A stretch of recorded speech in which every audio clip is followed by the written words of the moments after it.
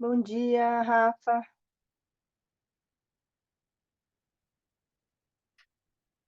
Oi, pessoal. Oi, Ana Carla. Tudo bem? Parece que deu um problema com o link do Zoom, né? Estou reenviando para todo mundo.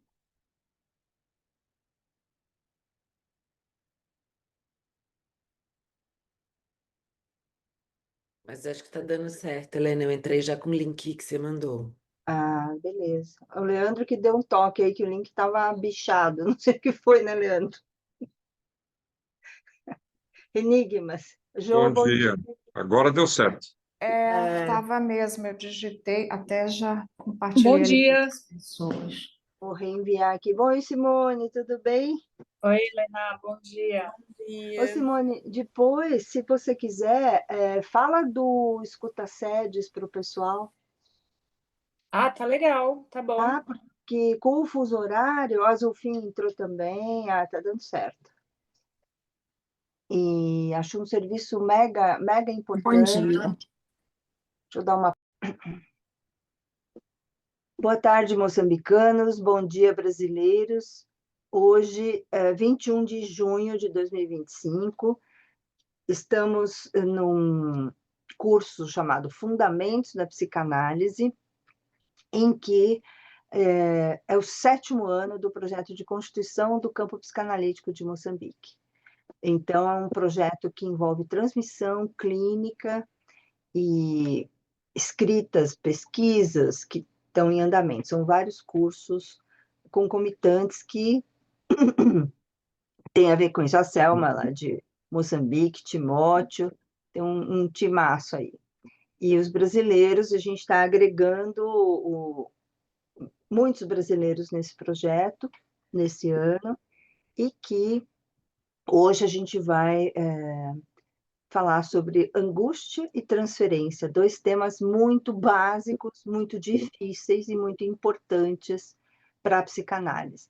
E lembrando, né, gente, na psicanálise, quando a gente estuda um tema, a gente puxa o fio de muitos outros temas, não se esgota numa leitura só. E um dos nossos oradores de hoje, o Rafael, preparou uma ficha de estudos para a gente mandar depois da aula no grupo de WhatsApp para vocês se apropriarem e se tiverem dúvida. Ó, o Narciso, boa tarde, Narciso Fadu, muito Olá, bem-vindo. professora, como estás? Estou bem. Ele e os alunos que estão diretamente de Moçambique, sabe-se lá se Maputo, para onde, mas estão aí, muito obrigada. Exato. Então, prestigiando Ok, aqui, até já, professora. já já. E essa possibilidade que a gente tem de um intercâmbio, porque ao fazer a transmissão, a gente fica muito mais atento às nuances culturais e históricas de Moçambique. A gente sabe pouco sobre a África em geral, não à toa. Então, esse é um aprendizado muito valioso para todos nós. E esse projeto é uma parceria entre várias instituições. Então, a gente tem o Laboratório de Teoria Social, Filosofia e Psicanálise da USP, que é o LATESFIP. A gente tem o LAPSUS, que é o Laboratório de Psicopatologia, Sujeito e Singularidade da Unicamp. A gente tem a Universidade Federal do Sul da Bahia, que o Leandro coordena o curso por lá, e a COPSIME, que é a Comunidade Psicanalítica de Moçambique, criada agora em 2023. Então, é uma parceria grande, o dinheiro é zero, mas o desejo de psicanálise nos move e traz aqui convidados cada vez mais ilustres. Então, eu vou pedir para os colegas se apresentarem, porque assim, gente, eu, eu tenho uma vaidade que é ter Vamos lá. amigos espetaculares. Então, toda vez que eu vou apresentar alguém, eu falo, e é meu amigo, e é meu amigo, e é mesmo, é amigo querido, amigo certo de horas incertas, assim. Amigo, né, Marcelinho, de mandar chá do Mato Grosso para São Paulo para ajudar a amiga e que vai funcionando. Thomas Baroni, de São Esquecida, PVP, Baroni, como você não me chama? Então, a Associação Psicanalítica do Vale do Paraíba, que está aqui representada pelo Thomas, a gente tem também uma parceria com ainda não formalizada com o Rio Grande do Sul. Cadê a Silvia Vargas, que eu vi por aí? Ela estava, eu vi a fotinho, mas depois não vi mais. Tô sem imagem, porque eu tô do avesso por causa da minha gripe, mas eu tô aqui. Ô, Silvia, me fala só, me deu um branco do nome da tua universidade, da universidade onde você Urcamp. É Ur- um centro universitário da região da Campanha, do extremo sul do Brasil, fronteira com o Uruguai. Então, vejam que a gente tem parcerias formalizadas e parcerias em andamento, todas muito importantes para nós, e o objetivo é a gente fortalecer não só a rede brasileira entre nós, né, mas, em primeiro lugar, fortalecer a Copsimo de Moçambique, que está nascendo, que está dando seus primeiros passinhos, enfrentando ali várias adversidades e limitações, mas com um desejo de psicanálise impressionante que move e estão todos aí. Então, obrigada e vamos lá. Lembrando que todas essas gravações estão disponibilizadas, todas as gravações das aulas, das atividades complementares, eventos relevantes, estão, enquanto a Copsimo não está com a página própria, estão na minha página, que eu vou colocar aqui no chat, que é @limaHMM. Então, vamos lá. Quem que vai começar? É o Rafa, a Joelma? É a Luciana. A Lu. Oi, Oi. Luciana Pena, Oi. que colega do É, Sete Sapiense. Então, Helena, oi. peraí, só um segundinho, que a gente tinha pensado em fazer Ah, uma revisão da aula anterior, Verdade. e aí depois passar para Luciano Timóteo, que é transferência, e aí o Rafael, que é angústia, e aí a gente retoma, ok? Desculpa aí, a ansiedade falou mais Sem alto. problemas. Assim. E aí eu pensei assim, que nessa hora cada um também pode se apresentar, né? Porque alguns de nós nos conhecemos, mas sempre tem gente nova, enfim. Tudo bem, gente? Então, você vai começar, Jô? Vou nessa parte, Boa, ok? go ahead. Go Então, ahead, bichinha. bom dia para todos, boa tarde. É sempre um prazer estar aqui com vocês e pegando aí já ia, né, começar do assunto, pegando um ganchinho aí da Helena falando sobre psicanálise, né? Que a gente vai estudando, às vezes a gente divide para conseguir estudar, mas depois a gente junta, relê de novo. Inclusive no esqueminha que o Rafa fez, que ele fez um resumo bem bacana com os tópicos na primeira parte sobre angústia, e aí na segunda parte eu coloquei que a gente vai disponibilizar depois da aula, um esqueminha, que a Helena até viu, que é bem para estudo mesmo, que é meio assim, ó, transcreva tal trechinho, que é para você se apropriar do texto, colocar ali, para depois sim discorrer com as próprias palavras e tudo mais. Então é só a ideia de uma indicação de maneiras de estudo, porque a outra coisa bacana também de ler só é ler em grupo, é se permitir, e assim, né? Cada releitura é um outro momento, uma vez que a gente está conhecendo a teoria, está em outro momento da própria análise, está no outro momento de estudo, e aí eu digo que a psicanálise é um enamorar-se, está sempre enamorado dos textos e do que está acontecendo. Não é uma paixão arrebatadora que vem e passa, é um enamorar. E esse enamorar mantém os nossos vínculos afetivos também. Uma vez que a gente, né, que a Helena falando dos amigos, esses dias eu, em particular, falei isso para ela também, que a gente vai se ligando também por esse afeto, o desejo de aprender psicanálise, mas o afeto de estar com esse grupo e não com aquele, não porque não gosta do outro, mas porque nesse aqui está mais, os vínculos estão mais estreitados, mais próximos, né? Então, eu acho que isso é uma forma de viver também, né? Acho que a gente vai vendo é isso, que o Freud traz essa epistemologia, vai mostrando uma forma de fazer uma leitura do mundo, né? E aí, já entrando na revisão, porque a outra aula foi sobre inconsciente, defesa, o recalque, o sete analítico, né? Eu quero começar justamente pelo inconsciente, porque o Freud ele já vai começar colocando ali para a gente, olha, não existe somente o consciente. Imagina isso para aquela época. Ah, deixa eu só perguntar, tá ouvindo bem? Tá tudo ok? Tá. Então, imagina isso para a época em que o Freud está falando. E aí é importante a gente ter bem claro que o Freud tem primeira tópica e segunda tópica. Ou seja, a partir de 1920, quando ele começa ali os textos da segunda tópica, não é que ele desconsiderar o que estava na primeira está errado, não vale mais, não é isso. É uma ampliação e uma revisão dos próprios conceitos teóricos psicanalíticos. Acho que isso é importante para a gente que está aí, principalmente revendo os fundamentos de psicanálise, ter isso claro nesse percurso de estudo. E aí, então, eu estou falando agora do momento da primeira tópica, de inconsciente, pré-consciente e consciente. Ele vai dividir o aparelho psíquico assim, ele vai dizer, olha, o eu não é senhor da casa como nós pensávamos até então, né? Ocorre os processos do inconsciente e ele se produz à margem da consciência, ele é independente disso. E aí ele vai trazer para a gente o quê? Olha, o sujeito é descentrado, há uma divisão, há o descentramento. Se isso ainda hoje nos causa um impacto, imagina quando Freud falou, né? E aí o que ele vai fazer? Ele vai trazer para a gente que o inconsciente, ele é definido como uma instância que é constituída por conteúdos recalcados aos quais foram recusado o acesso ao sistema pré-consciente, consciente pela ação do recalcamento. Daqui a pouquinho eu vou falar do recalcamento. Vamos continuar só aqui na linha do inconsciente, para a gente entender essa revisão aqui, tá? Que vai ser bem rapidinha.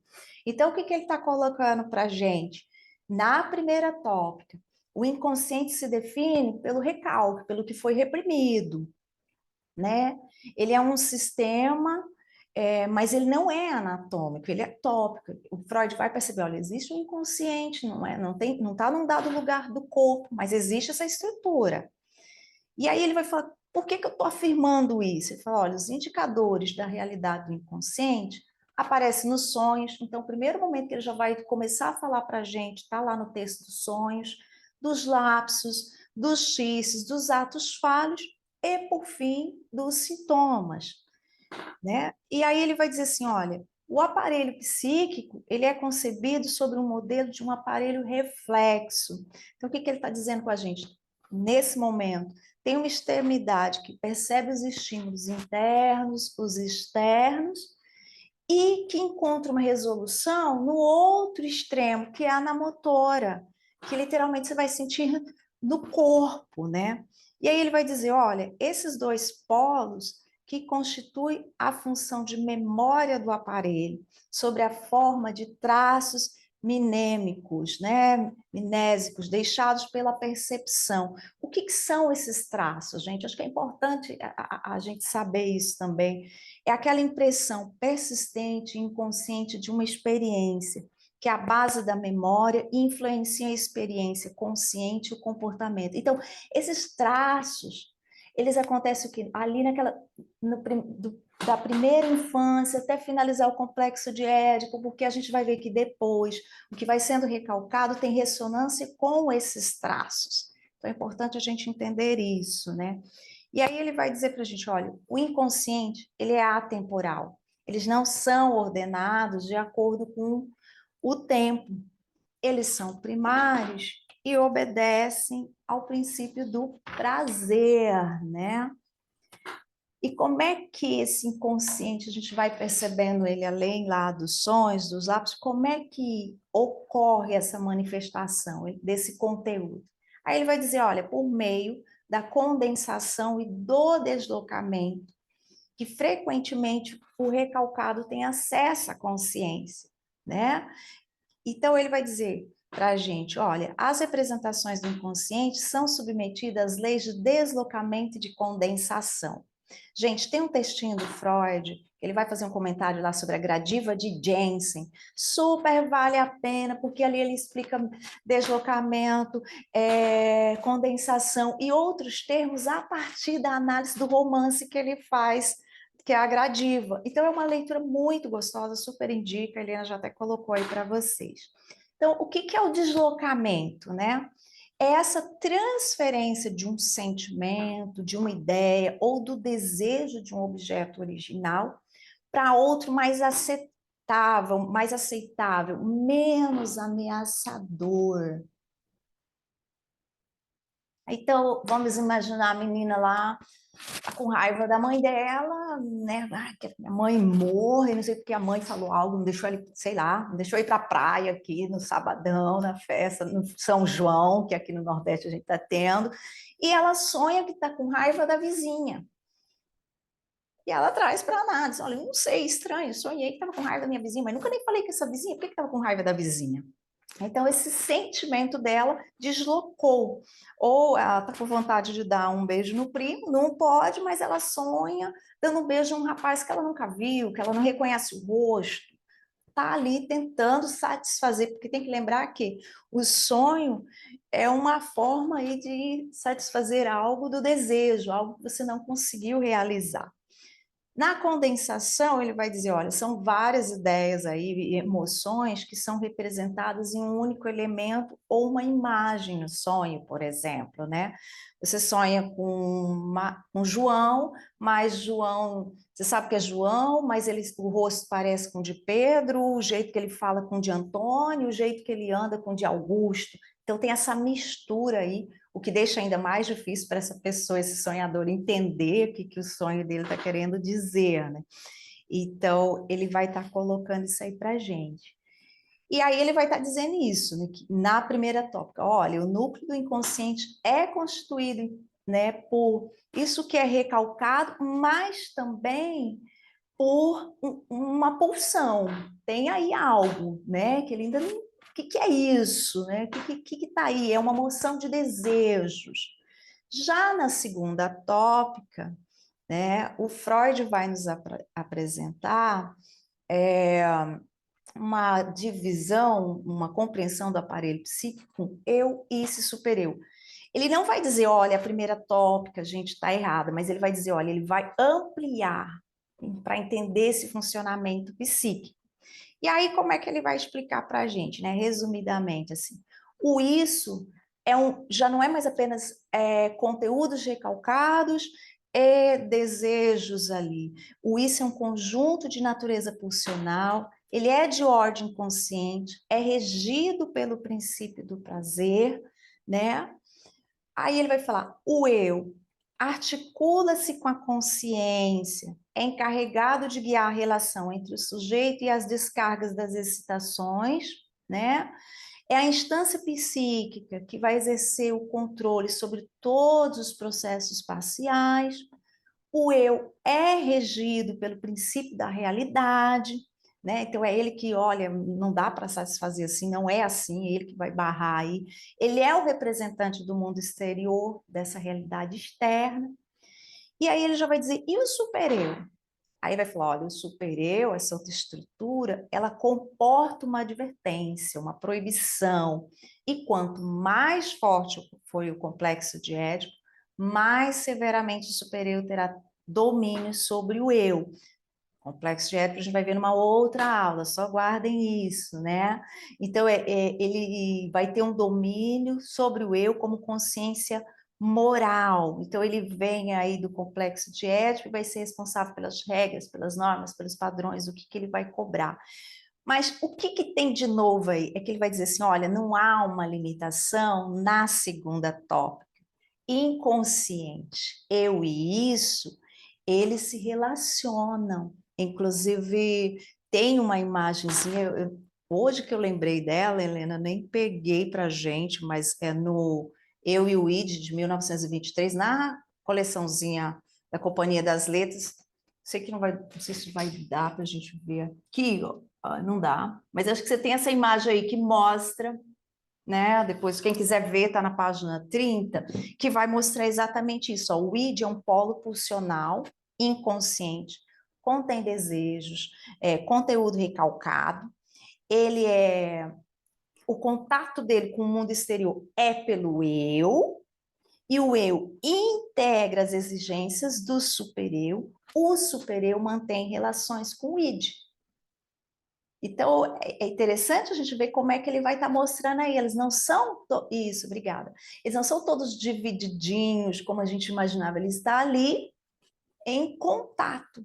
E isso, né, está alimentando essas outras estruturas, a gente poderia dizer assim, de certa forma, mas de uma outra forma, uma vez que o eu, ele já é regido pelo princípio da realidade, é ele que vai fazer esse contato do inconsciente, desse pulsional, desse desejo com o externo. E aí como é que vai saber se pode ou não pode? Vem o supereu como instância e vai dizer, ó, isso pode, isso aqui não pode não, peraí, né? Então, ao final do complexo de Édipo, essas instâncias psíquicas já estão estruturadas. É o que se espera, né? Claro que a gente sabe de outros casos, né? Que aí vai ter acontecer algumas coisinhas nessas estruturas. Então, resumindo aqui para a gente, o inconsciente freudiano, ele é estruturado a partir de uma noção de um aparelho psíquico, como instâncias psíquicas, eu, isso e supereu, com regiões topológicas de inconsciente, pré-consciente e consciente, né? E que ocorre aí também, que estão ligadas a todo esse processo de organização ao recalque, à defesa, que aí é a outra pedra fundamental da psicanálise. Porque o que é o recalque, né? Ele vai dizer, olha, ocorre um recalque originário, que é uma primeira etapa do recalque. Ela é caracterizada por negar a entrada do representante ideal da pulsão. Nessa etapa ocorre a fixação, um representante que segue inalterado. Então, a gente está falando lá do período ainda de infância, em que aquela criança... Vamos pegar lá o exemplo complexo de Édipo, a menininha apaixonada pelo pai, não pode, isso não é possível, isso é recalcado, isso é barrado, e vai haver uma fixação ali. Os outros recalques vão acontecendo a partir daí, né? Ele vai dizer, olha, no recalque, ocorre uma ação ativa no eu em relação ao resto passivo que ficou. O eu vai expulsar do campo da consciência tudo aquilo que lhe parece incompatível com as representações que ele faz de si mesmo, né? Ele vai aí também expulsar os conteúdos de desejo que causam desprazer a ele, ao eu, ele vai barrar, ele vai se defender, daí a gente falar defesa ou recalque, né? E isso vai lá para o inconsciente. Então ele vai dizer assim, olha, no recalque, ou na defesa, como vocês preferirem, há duas forças que atuam nessa fase.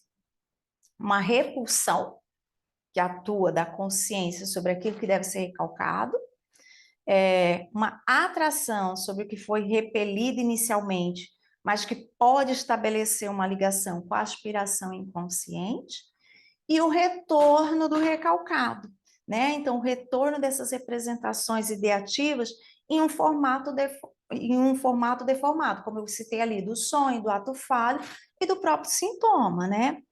Então, não é apenas o conteúdo da percepção que é conservado, mas a sua associação, conforme simultaneidade ou semelhança. E aí ele vai deixar claro para a gente, ó, não há recalcamento sem o retorno do recalcado, né? E os sintomas dão sinais aí para a gente disso que foi recalcado, né? E aí a gente chega no setting analítico, né, no que é, né, esse setting. Eu acho que a gente tem duas questões aí para deixar bem claro. A gente pode imaginar inicialmente realmente um espaço físico organizado em que vai haver um analista ali que se predispõe a uma escuta, mas ele é também, de certa forma, uma postura de acolhimento a essa pessoa que chega até nós. E por que eu estou dizendo isso? Porque a gente tem um setting físico, mas nós temos um setting online, né?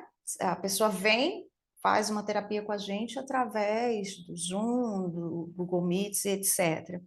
Algumas pessoas, elas chegam até nós já com uma demanda. Ela já tem uma certa noção do sintoma dela, ou de que algo não vai bem, às vezes ela já até fez uma análise, ou fez alguma terapia, mas há outras que chegam assim apenas, olha, tem algo aqui, muitas pessoas me falaram para fazer terapia, e eu estou aqui, mas ainda não sei muito bem o que é. E aí a gente, na escuta, vai ajudar, inclusive, ela a elaborar a questão dela. E aí tem que lembrar que isso leva tempo, né? A outra coisa, quando a gente está aí a pessoa está chegando pela primeira vez, às vezes a gente vai escutá-lo uma, duas, até três vezes, para realmente perceber se nós temos condições de escutar essa pessoa, né?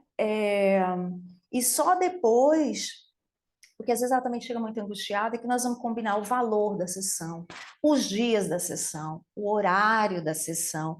E é por isso que a gente não trabalha com um valor fixo, a gente tem um valor mínimo, mas no geral nós trabalhamos com valor fixo, porque a gente sabe que o dinheiro é um significante também aí na vida das pessoas, para além das questões e das posições sociais. Essa é uma outra dificuldade, às vezes as pessoas entenderem isso na psicanálise, mas a gente vai estudando e vocês que já estão há um tempo aí sabem disso, né? Mas é importante, gente, ficar claro o valor que você vai combinar com ela, os dias e os horários, porque depois isso pode interferir lá na transferência, que depois a Luciana e o Timóteo vão falar sobre isso para a gente. Então é muito importante ter isso claro, né? A posição do analista, ele está ali numa posição de um suposto saber, né? É uma escuta que vai provocar o sujeito a se escutar, a se dar conta das suas questões. O analista convida esse sujeito para falar livremente, ou seja, a associação livre, né? Ele vai incentivar que ele fale tudo que vem à mente, sem restrições, sem julgamento, sem censura, sem se preocupar com uma ordem cronológica também. O analista ele está aí com uma atenção flutuante, porque ele vai perceber algo do inconsciente que pode aparecer nessa fala através de um lapso, de um ato falho, de um xiste, ou revelado através de um sonho, e ele vai pontuar. Às vezes, quando o analista pontua o que apareceu aí, às vezes esse analisando ele nega, em outros momentos ele nem escuta, né? E por que às vezes ele nem escuta? É o eu reagindo a essa ideia que se mostra incompatível ou que provoca, inclusive, de certa forma, aí, a defesa do eu novamente, né, o recalque disso que aparece, ou uma angústia, ir para uma análise, colocar-se num divã, por exemplo, é também lidar com a sua própria angústia. Daqui a pouco a gente vai falar da angústia, o Rafael vai trazer para a gente, né? Então, a gente vai perceber que pode ocorrer uma repetição, o analisando não se dá conta, e só com o tempo, com as pontuações, é que ele vai se dando conta do que ele está fazendo, disso que aparece, e aí vai elaborar, e ao elaborar, ele vai se permitindo outras formas de viver, né? Mas para que isso aconteça, é fundamental a transferência, e por fim, eu acho que assim, não menos importante do que tudo que eu coloquei, quando a pessoa entra em análise, né? Que momento é esse de entrada em análise, né?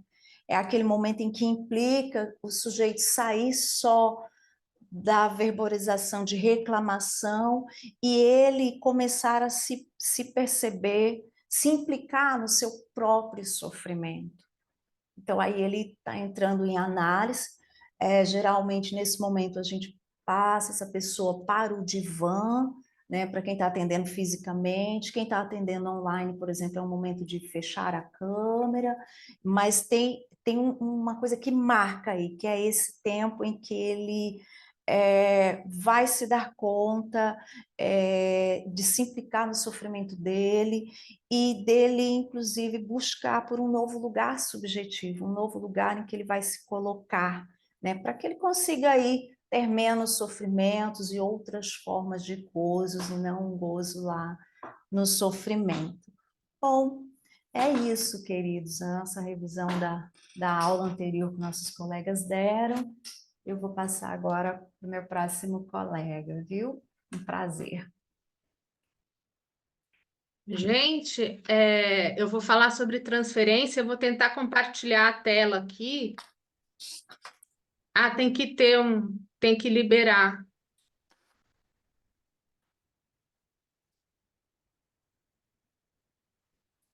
Vê se foi, Lu. Opa, peraí. Foi. Cadê? Lu, se apresenta, viu? Ah, tá. O Claire. Calma aí. Tá aparecendo aí direito?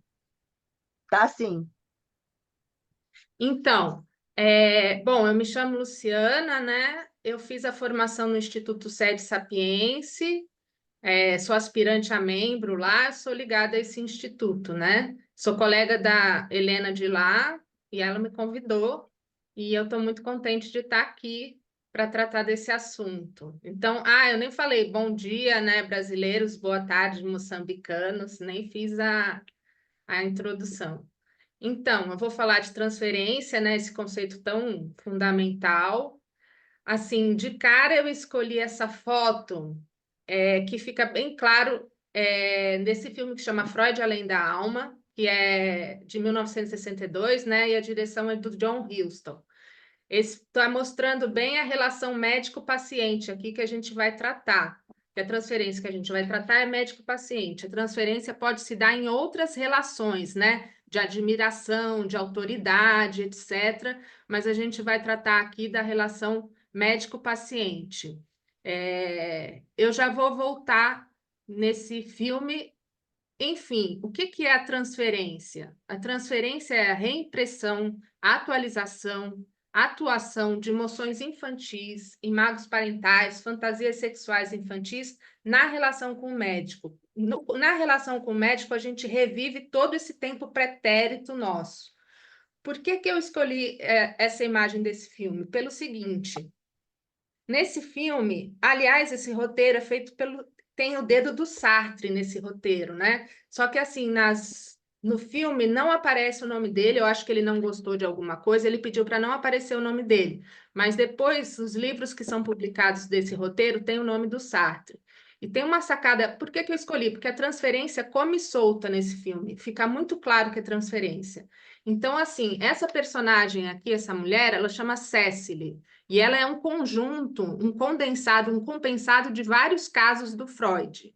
O mais evidente é o Ana O, que é a primeira paciente da psicanálise que dá o start, né, geral.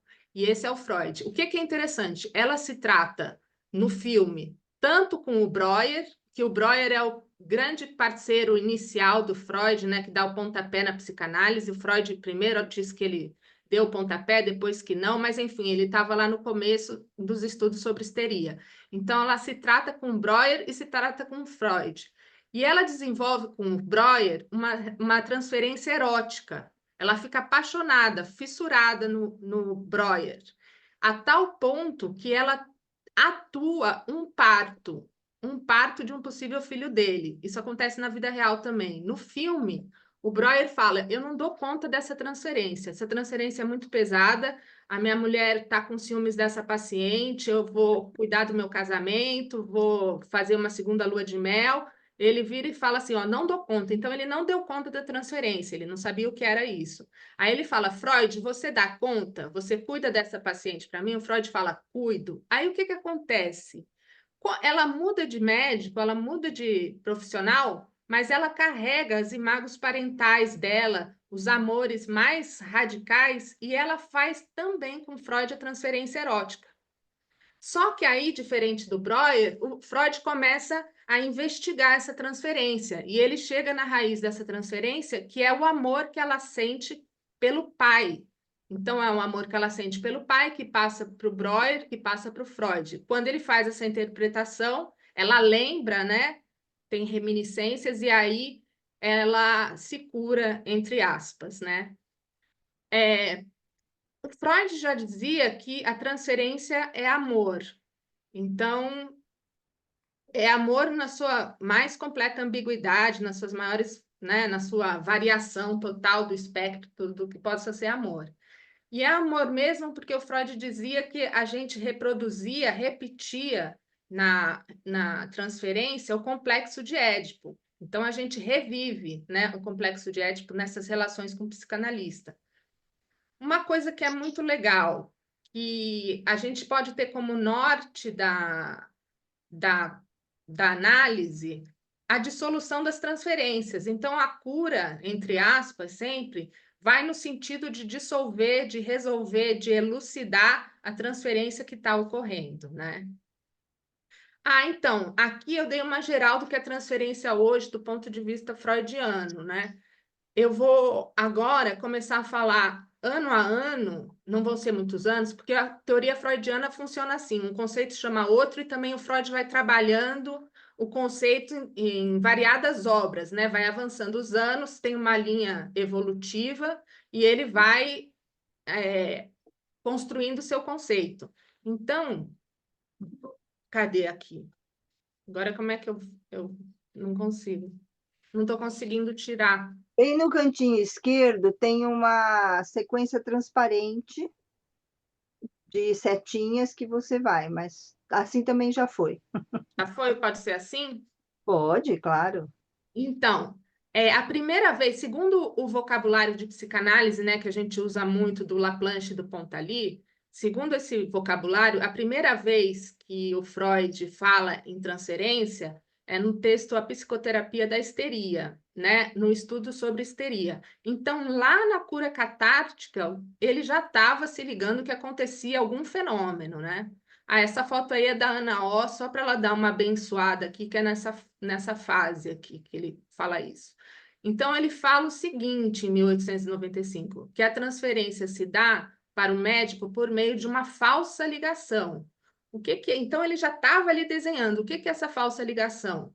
O paciente confunde passado e presente e a figura do médico com outra pessoa. Então, o Freud dá um exemplo que ele fala o seguinte: tem uma paciente dele que tem uma vontade louca de beijar ele na boca durante a sessão, e aí ela fica chateada, né? Não fala, vai para casa, fica mal, fica arrasada de ter sentido isso, vai tentar dormir, não dorme, fica insônia, etc e tal. No dia seguinte, eles faziam sessão todo dia, né? Praticamente, ela vai para a sessão e tá imprestável. Mesmo que ela queira trabalhar, ela tá imprestável. Isso tem a ver com a questão da resistência, né? Que sempre o Timóteo vai dar conta. E aí, o Freud trabalha com ela, e o que ele descobre? Que, na verdade, e ela lembra, eles descobrem juntos que o sentimento, o desejo de beijo era por um outro rapaz. Então, ela confundiu o rapaz com o Freud, né? Ela fez essa falsa ligação. Aí, um pouco mais para frente, em 1900, o Freud vem com o termo transferência, só que aí, na interpretação dos sonhos, a transferência não se dá de um sujeito para a figura de uma imago para a figura do médico, do psicanalista. Ele fala, depois ele vai transformando, né, que essa transferência se dá de representação para representação. Então, na verdade, assim, uma representação está no inconsciente, ela não consegue aceder ao pré-consciente, então ela se liga, ela transfere a sua intensidade para uma representação que está no pré-consciente. Esse conceito de representação para representação é o conceito que hoje a gente conhece por deslocamento, que a Joelma acabou de falar.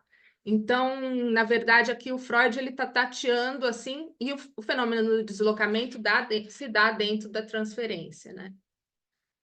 Enfim, a terceira vez que o Freud vai falar de transferência é no caso Dora, que é um caso super importante para transferência e para outras coisas também. Eu coloquei a figura da Dora aqui, da Ida Bauer, para mostrar as imagens infantis, e ela aqui, eu acho que ela tem mais de 18 anos. O Freud analisou ela quando ela tinha 18 anos.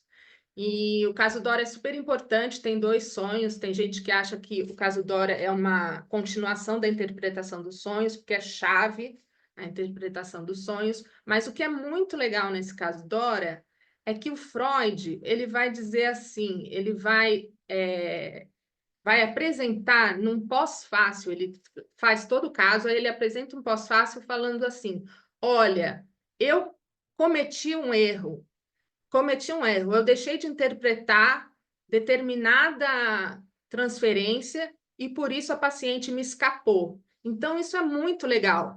Então, nesse caso, no caso Dora, acontece o seguinte: é um quarteto amoroso, é um imbróglio amoroso, é uma confusão, mas assim, o que interessa para a gente é que tem o pai da Dora, a Dora, a senhorita K e o senhor K. Então, o Freud, até pela figura dele e tal, ele dá conta, ele reconstrói muito bem a sequência paterna de transferências. Então, vai do pai da Dora para o senhor K, ela tem um enamoramento e acha que detesta ele, do senhor K para o Freud. Ele saca muito bem isso, mas ele não dá conta, e aí ela vai lá. Como ele não interpreta, ela vai lá e atua e interrompe o tratamento.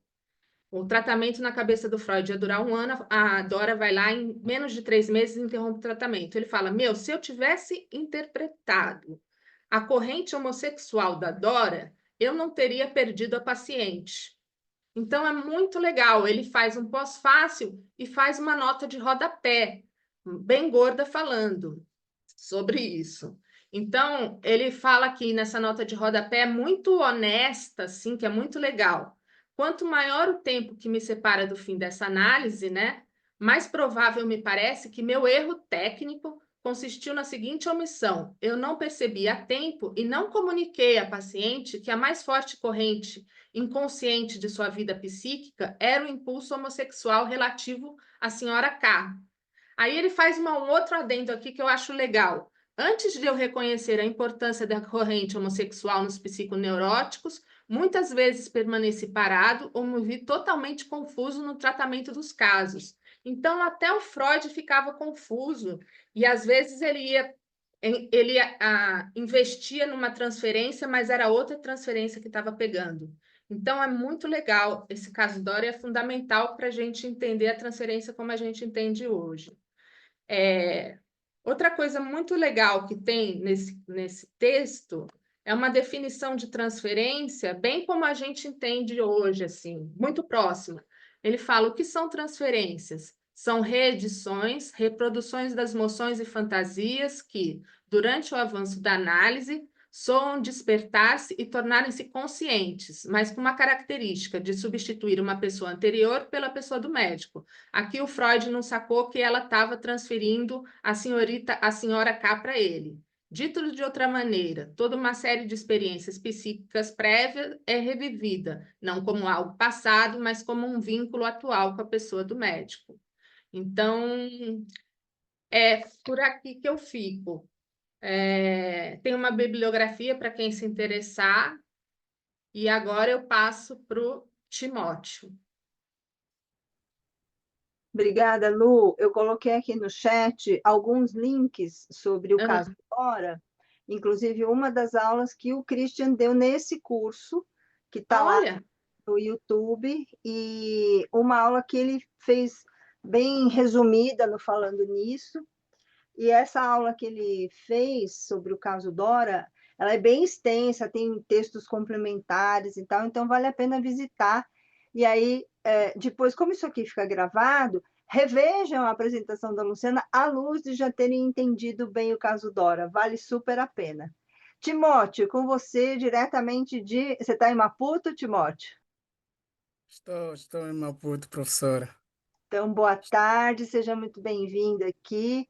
E o Timóteo vai se apresentar. Se apresenta, Timóteo, porque, aliás, está quase mestre ou já mestre, Timóteo? Já no dia 15 de maio, foi a defesa da minha dissertação, grau de título de mestre em psicologia clínica. Pois, embora agora estou num outro mestrado de políticas públicas educacionais. Bom, é a dinâmica, é a dinâmica. Parabéns, Timóteo. Se apresente para os brasileiros, acho que os moçambicanos, a maioria já te conhece. Obrigado, professora. Obrigado, Luciana Pena. Meu nome é Timóteo Rocha, sou psicólogo clínico, psicanalista em percurso, também sou membro fundador da COPSIM, não é? A nossa madrinha, a nossa coordenadora do campo, né? Campo da construção do campo psicanalítico em Moçambique, vem nos deliciar com esta boa nova, não é? Vem nos fazer alinhar entre dois mundos distintos. Lembro-me que uma das obras do professor Geraldino era que o Freud nunca chegou à África, mas a psicanálise já está em África. Os brasileiros já chegaram à África, já conhecem Maputo, não é? Pois ainda há desafio conhecer outros pontos de Moçambique, né? Entretanto, cabe a mim falar sobre dinâmica da transferência. É um tema bastante relevante que não esgota e não vai esgotar hoje, e que a professora Joelma, assim como a Luciana, trouxeram aqui um pouco aquilo que é o conceito da transferência. A minha apresentação vai se basear mais na obra de Freud, de 1912, sobre a dinâmica da transferência, da edição standard, né, das obras completas.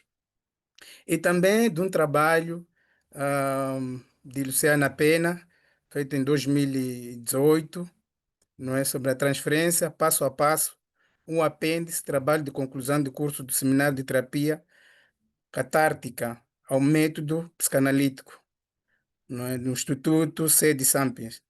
Ainda mais, vou me basear também na minha fala, num trabalho que eu achei muito relevante sobre a dinâmica da transferência, uma leitura, apresentada no seminário clínico, não é um trabalho de Prado. Bom, então o que seria isto de dinâmica?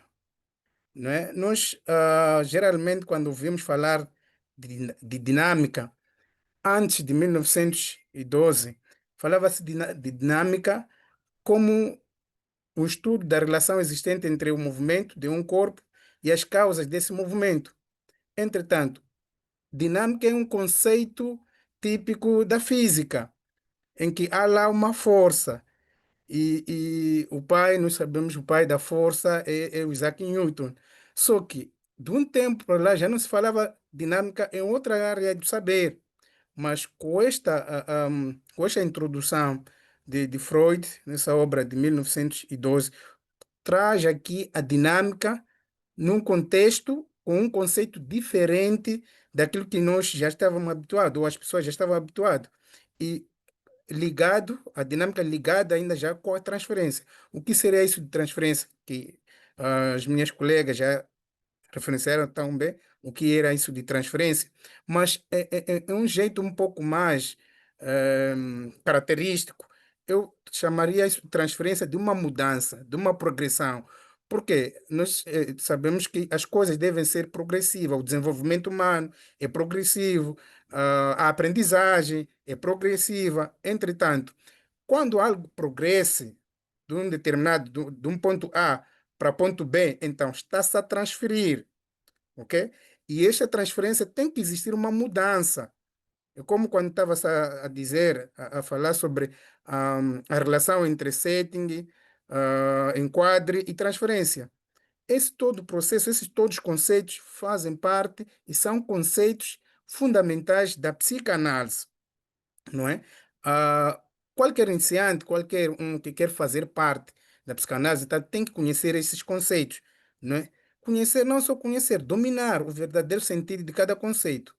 Entretanto, no trabalho de Freud, Freud diz assim: não se discute que controlar os fenômenos da transferência representa para o psicanalista as maiores dificuldades, ok?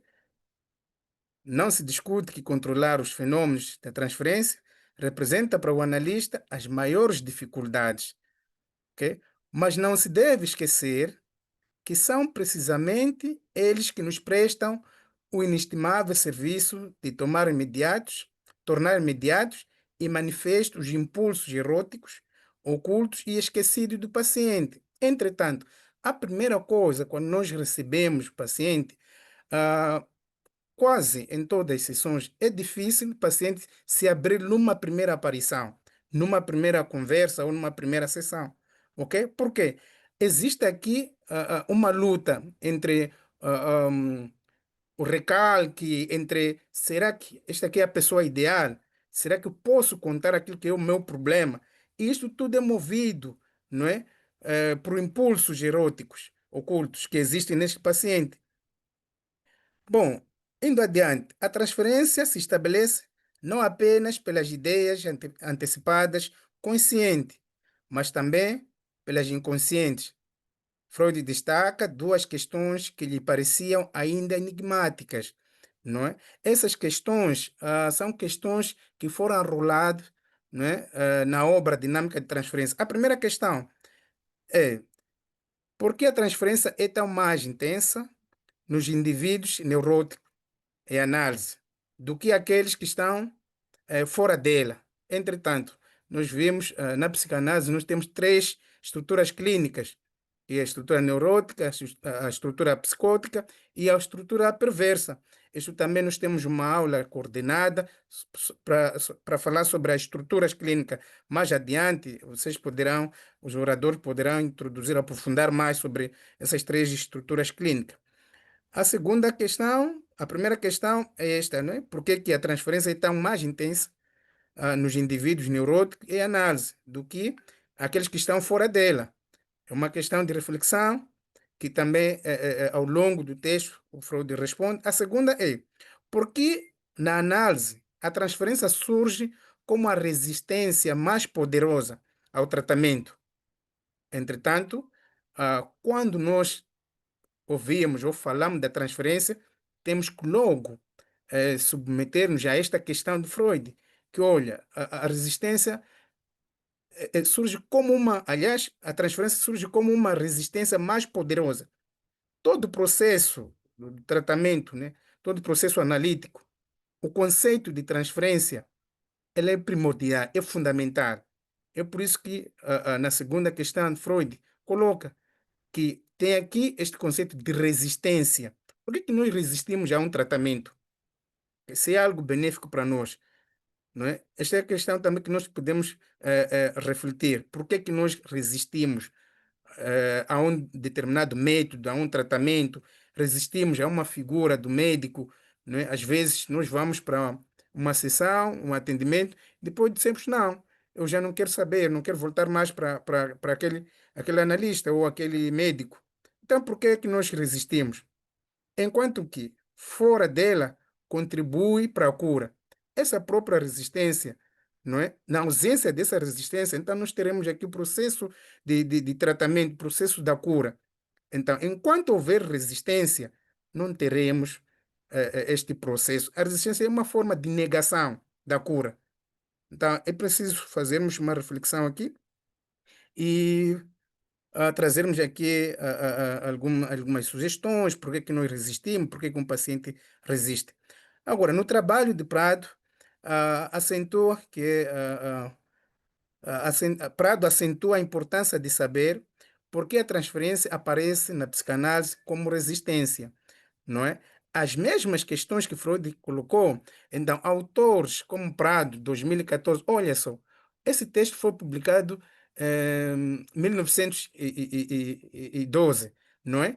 E depois em alemão. Então, há vários editores, vários autores foram já traduzindo e tal. E temos em 2014, o Prado traz também esse conceito, as mesmas questões que Freud fez, traz também aqui. Acentua a importância de saber por que a transferência aparece na psicanálise como resistência. Por quê? Nós temos que responder isto.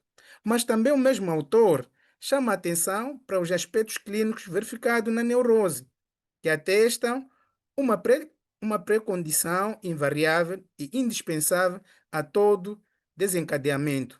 Entretanto, no processo clínico, no atendimento clínico, nós temos aqueles conceitos mais relevantes. E um dos conceitos relevantes é esta, da resistência, da transferência, não é? E este autor também termina a leitura dele dizendo, olha, no geral, ou em suma, a parcela mais inconsciente da libido, que são energias, não é? Internas, libidinais, é expressivamente aumentada ao mesmo tempo em que diminui a parcela acessível à consciência. Ou por outra, enquanto o analista tenta acessar o inconsciente, a parcela da consciência tende a diminuir. E isto requer abnegação, esforço, não é? Dedicação da pessoa do analista, neste caso. Indo mais além, ao analisar o texto de Freud sobre a dinâmica de transferência, a Luciana Pena comenta que o caráter bastante exagerado da catexia libidinal com que um paciente pode investir o analista é uma de suas séries já formada, assim como também atenta para a questão de que a transferência, até então, a força mais poderosa para o sucesso da análise pode ser a mais forte resistência contra o tratamento.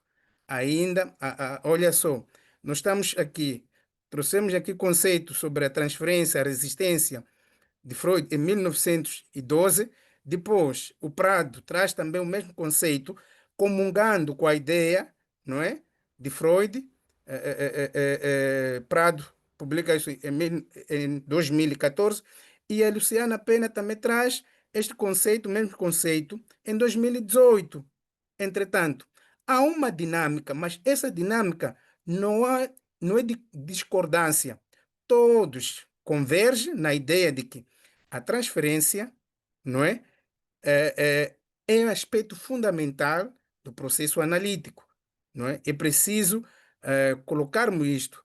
Quando nós falamos de dinâmica, falamos dos tempos, apesar dos tempos terem passado, mas isso tudo tende a evoluir. Nós falamos de dinâmica, falamos de evolução, falamos de algo que tem que ser progressivo, não é?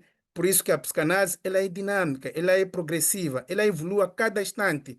Se nós formos a perceber, nos primeiros momentos, não é? As dinâmicas das aulas e tal, nós tínhamos poucos participantes, mas à medida em que nós fomos fazendo esse trabalho de divulgação, já estamos a ter, mudando também da dinâmica, já estamos a ter número de participantes bastante aceitável, positivo. E isto é dinâmico. O conhecimento é dinâmico. A transferência é dinâmica. Entretanto, ainda sobre Luciana Pena, comenta ainda que fato que se dá justamente pela ambivalência dos investimentos libidinais do paciente em relação ao seu médico, ok?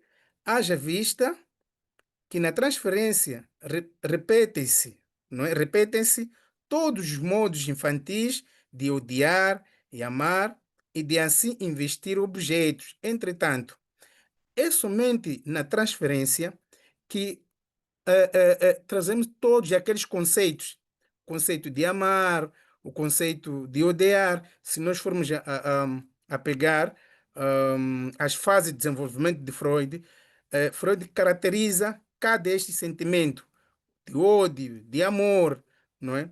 E a Luciana traz aqui, faz-nos perceber, não é? Esta transferência, essa repetição dos modos infantis, não é?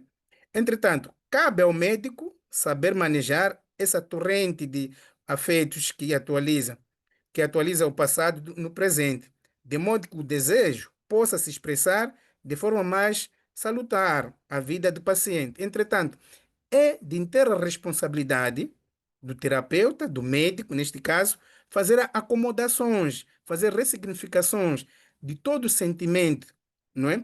De toda essa repetição da infância do paciente, ok? Então, como é que o psicanalista vai fazer essas acomodações, essas remodelações, não é? Faz, então, devido ou através do levantamento do recalque, por meio das lembranças associadas, seja pela formulação de uma história, um passado reconstruído. Entretanto, nós sabemos, dentro dos conceitos psicanalíticos, temos aquele conceito que nós chamamos de tratamento analítico, que é recordar, lembrar para melhor elaborar. Então, estes conceitos surgem para trazer à tona o que estava no inconsciente, as lembranças menos desejadas, o passado do paciente. Às vezes as pessoas dizem que o passado não importa, mas sim, claro, que o passado importa sim, principalmente no processo analítico, ok? Dentro do processo da transferência, trago aqui a transferência positiva, ainda no concernente do trabalho da Luciana Pena. Ela comenta sobre transferência positiva e transferência negativa. Aí, dá-nos uma visão. Olha, quando nós falamos de transferência, simplesmente só existe uma transferência negativa. Será que esse processo de transferência é negativo ou então é positivo? Nós temos que sempre ficar a saber o que é negativo para uns pode ser positivo para os outros, não é? Então, na transferência negativa, nós temos a existência de uma resistência ao tratamento, ok? Por exemplo, um paciente que recusa de continuar com o tratamento.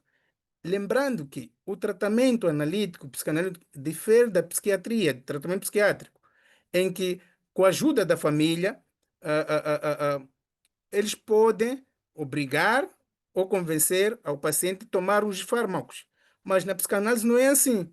Requer-se a entrega, requer-se a vivacidade, não é? A aceitação do próprio paciente. Entretanto, quando nós temos uma transferência negativa, é porque há uma resistência ao tratamento. Se temos resistência ao tratamento, então não teremos resultados positivos, ok? Na transferência positiva, há impulsos eróticos reprimidos, né? Um exemplo de amor e ódio. Nós estamos perante a uma transferência positiva, então, paciente, geralmente do sexo oposto, eh, projeta todo aquele que é o amor ou então o ódio, não é? Para o seu médico. Entretanto, esta transferência é positiva, pelo menos existe aqui uma força libidinal que faz com que o paciente vá ao médico, ok? Ela ainda discursa sobre a transferência negativa, merece exame, não é?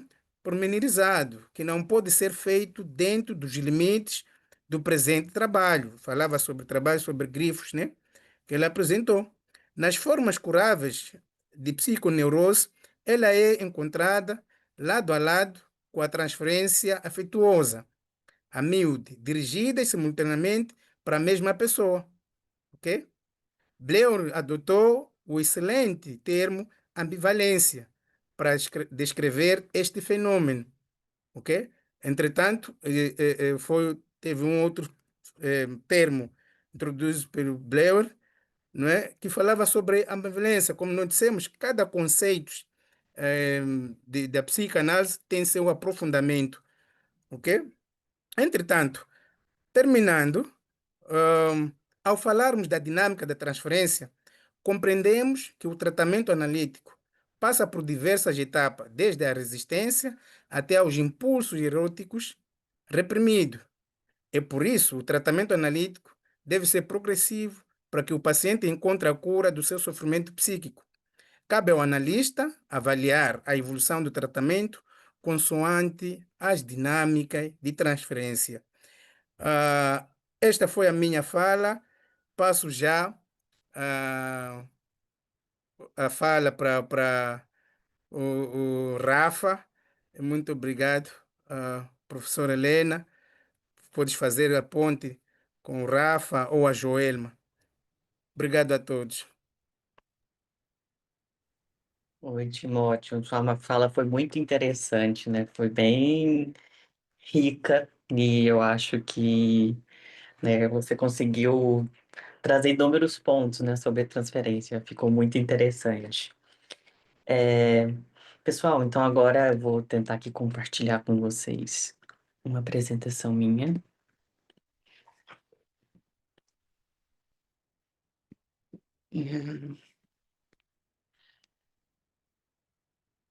Vocês estão conseguindo ver?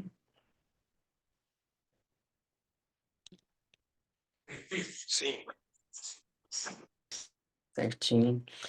Então, pessoal, meu nome é Rafael, ou Rafa, como o Timóteo, muita gente já me conhece.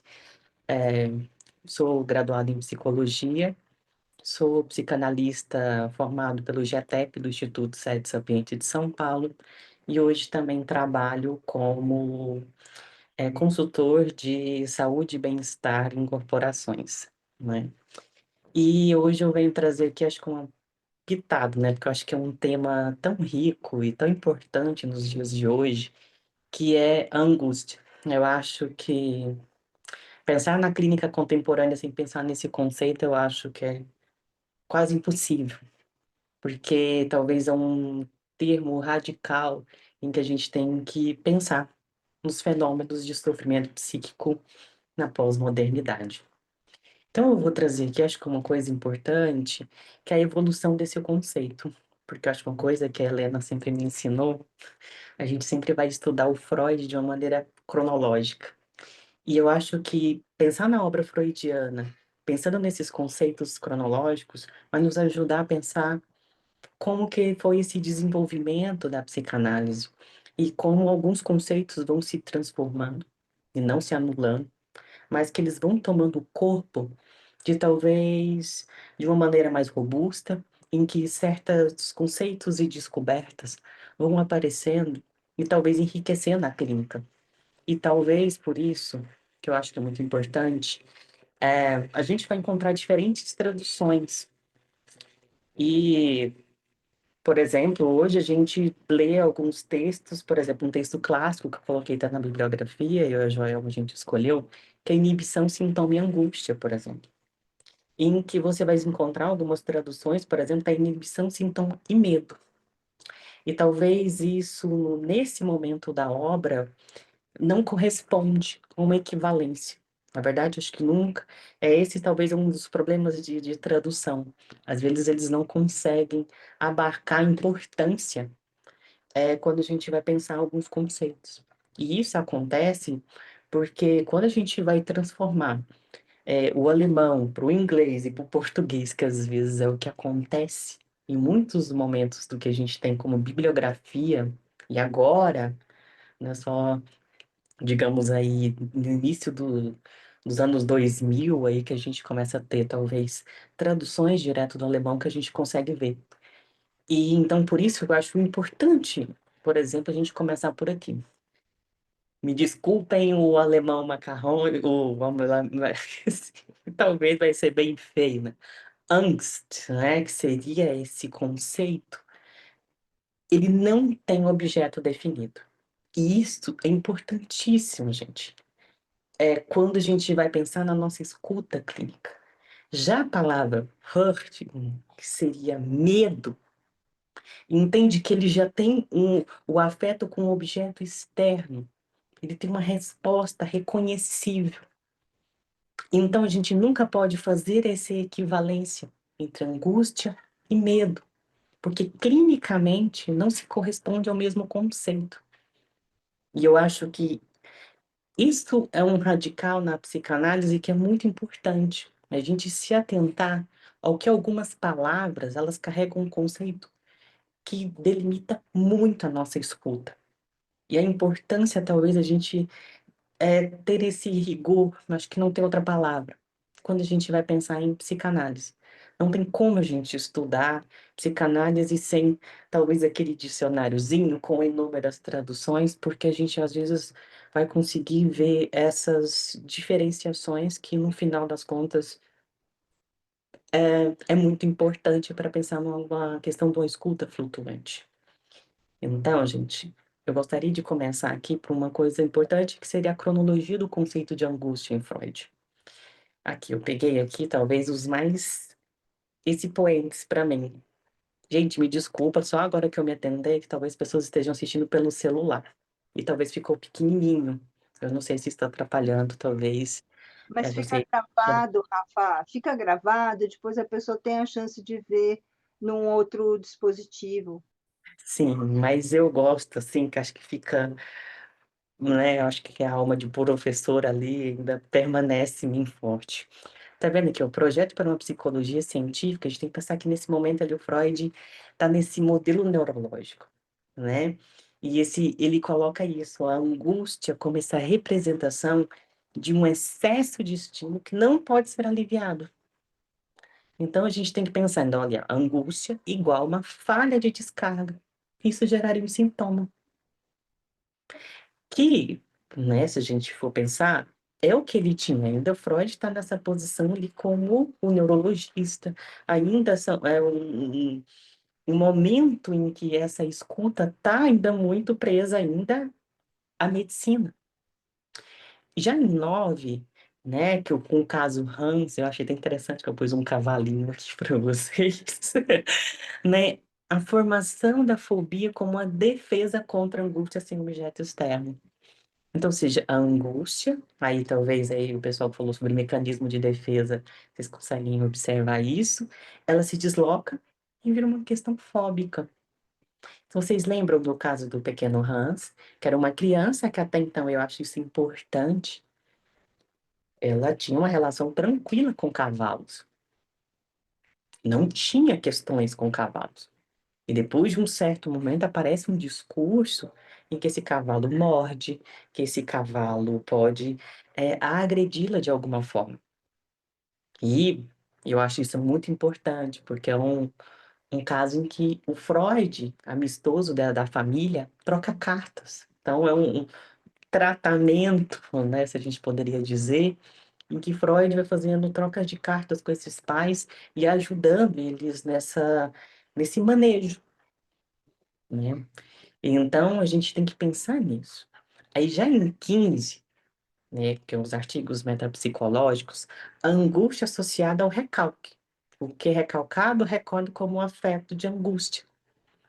Então, seja recalque, retorno do afeto, angústia. A gente tem que pensar, gente, que até aqui, assim como a Joelma trouxe no início, a gente está pensando na primeira tópica. Então, a primeira tópica, ela pensa nos seus desdobramentos de uma maneira que há-se um leque agora, nos anos 20, em que a gente vai, talvez, pensar em uma psicanálise já mais amadurecida. Pelo menos é o meu ponto, quando a gente vai conseguir, talvez, desmembrar alguns conceitos de uma maneira um pouco mais complexa. E que, por exemplo, em 20, em Além do Princípio do Prazer, trauma e angústia, o retorno do não simbolizável. Então, acho que uma coisa, ou seja, a angústia, uma vivência de desamparo psíquico radical. Então, gente, a gente tem que pensar, sempre que a gente vai pensar em angústia, né, é algo primordial que vai aparecer dentro do psiquismo. É algo que sempre vai estar ali. É algo disso, desse desamparo psíquico radical, que não é qualquer coisa. Por quê, gente? Porque durante os anos 20 é onde aparece um conceito, acho que muito importante na obra freudiana, que Freud vai fazer talvez um desdobramento novo da teoria das pulsões, em que ele vai encarar a compulsão, a repetição, e vai criar um conceito, que acho que muito importante, que aparece de outros jeitos durante a obra até esse momento, mas aqui ele vai fazer uma divisão radical entre pulsão de vida e pulsão de morte. E que isso é muito importante para a gente pensar a clínica. A clínica, depois dos anos 20, ele vai levar em consideração isso. Que a gente tem certos tipos de movimentos, o psiquismo ele é mais frágil do que a gente gostaria quando a gente vai pensar nas representações de um excesso. Então, ele tem que fazer algo com esse excesso. E muitas das vezes, o Freud até usa um termo, né? Existe um curto-circuito pulsional ali, em que a pessoa fica presa em repetições. Tá, mas e aí? Então, ou seja, quando a gente vai pensar nesse psiquismo que ronda, que tem satisfações, e eu acho muito importante a gente pensar que o psiquismo, quando a gente pensa no conceito de satisfação, gente, não necessariamente quer dizer prazer, mas que talvez também o sofrimento gere um nível de satisfação. Então, quando vamos pensar em uma psicanálise nesse momento, em que a gente vai levar, que existem algumas coisas que, para metabolizar, o psiquismo vai ter talvez certa dificuldade. Muitas das vezes a gente vai apresentar menos recursos para lidar com isso. E isso talvez seja o papel do analista quando a gente vai pensar em uma clínica em que leva em consideração, por exemplo, a angústia. Porque às vezes não é a pessoa não desejando, ou ela não quer falar sobre aquilo, é realmente algo de uma representação que carece ali de talvez alguns níveis de registro. Então, por isso que talvez isso, a relação transferencial, a capacidade da escuta do analista, isso vai criar algo que possa ser possível se trabalhar, por exemplo, num conceito tão complicado como angústia.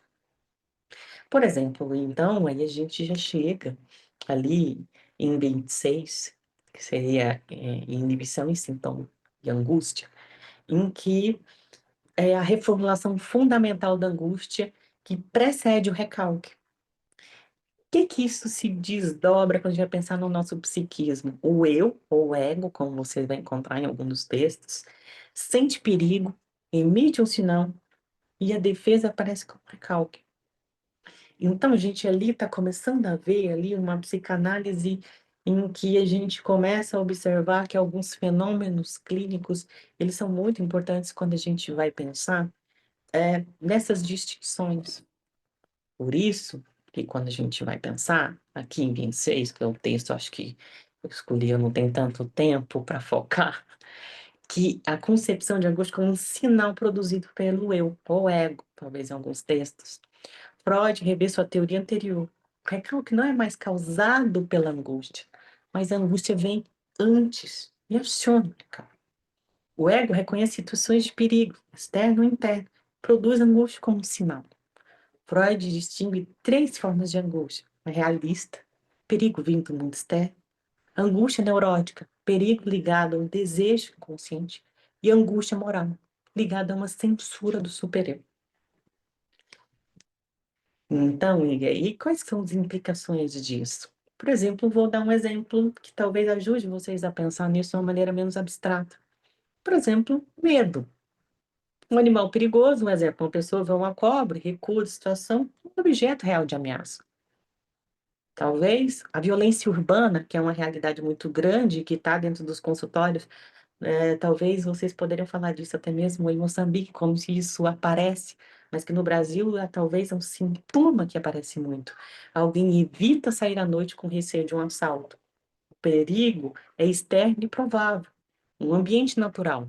Medo de nadar em um rio por causa de um crocodilo, um risco de um ambiente real, ali, uma cobra, tal. A gente tem essas repressões. Escola ou trabalho, medo de reprovar em uma prova, de levar bronca do chefe. É um evento futuro concreto que pode ocorrer. Então, a gente consegue observar nas narrativas ali, muitas das vezes, coisas que poderiam levar a disso. Porém, quando a gente está pensando em angústia, a coisa talvez não seja nessa mesma representação. Olha a diferença. Como ele é um estado interno, esse objeto, claro, é uma sensação de ameaça indefinida. Então, por exemplo, uma sensação corporal. Acordar com o coração acelerado e sentir um aperto no peito sem saber o que que é. É algo que eu acho interessante, né? Que a gente for pensar, o próprio conceito, né, Angus, ele tem uma relação com esse, com estreitamento. E à toa que talvez a gente escuta isso muito na clínica. Algumas pessoas falando dessa sensação de um aperto no peito, pelo menos aqui no Brasil, a gente usa muito, né? Para falar de angústia, né? Aquele aperto.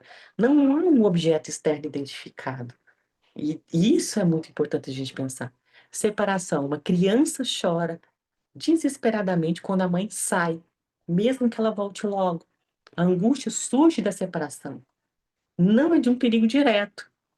Por isso que talvez se a gente for pensar lá em 20, e Melanie Klein, eu acho que foi uma analista fantástica, que ela consegue ver isso e criar o que a gente vai pensar, né, da play technique, né, e depois com as crianças, quando Freud analisa ali quando essa mãe sai do quarto do netinho dele, em que ele brinca, né, talvez ali com um carretel de linha, uma linha amarradinha ali, e ele joga por trás da cortina, em que ele fala, for, seja lá, e esse carretel esconde atrás da cortina, e ele puxa, fala, dá, que. Então, a gente pensando ali nessa brincadeira com uma criança tentando fazer algo com isso, que era essa mãe que entra no quarto, cuida, oferece certos tipos de representações, e ao mesmo tempo essa mãe que sai, mas sai para onde? E que às vezes a sensação da criança é muito complicada. E por isso, muitas das vezes, acho que quem convive com crianças ou trabalha com essas crianças, acho que até é algo importante a gente trabalhar durante o setting analítico, né? Como que essas separações frente aos pais, ao próprio analista, né? Voltando aí do conceito talvez de transferência, como que é trabalhado isso na clínica também de pacientes muito frágeis, né? Com estados com poucos recursos psíquicos, como que essa separação também pode acontecer, como que a gente dosa essa angústia de talvez não responder um paciente, por exemplo, fora de um contexto de sessão. Como que isso pode ser trabalhado? né? Existencial, um jovem sente angústia por não saber o que rumo tomar na vida.